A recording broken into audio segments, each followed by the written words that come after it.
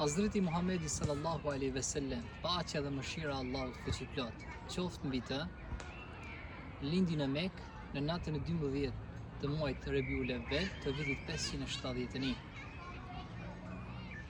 Babai i tij Abdullahu ndëroi jetë para sa ai të lindte, ndërsa nëna e tij Amineja ndëroi jetë kur ai ishte ende fëmijë.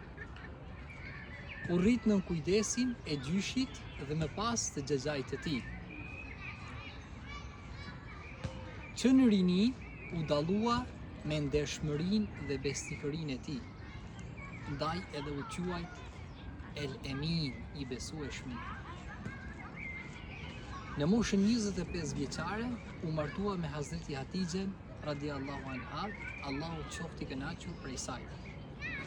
Në moshën 40 vjeçare mori shpalljen nga Allahu fuqiplot në shpellën Hira përmes Xhebrailit alayhis salatu wassalam, Allahu qoftë i kënaqur prej tij. Kjo ngjarje ishte fillimi i profecisë së tij.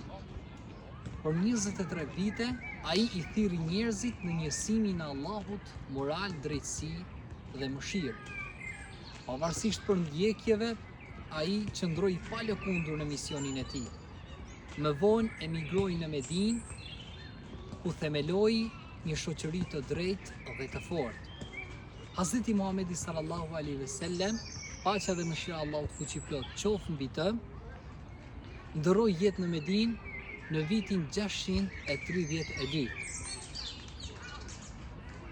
Ai ishte shembull më i lartë i mëshirës, moralit dhe një shembull për udhëzimin e mbar njerëzimit.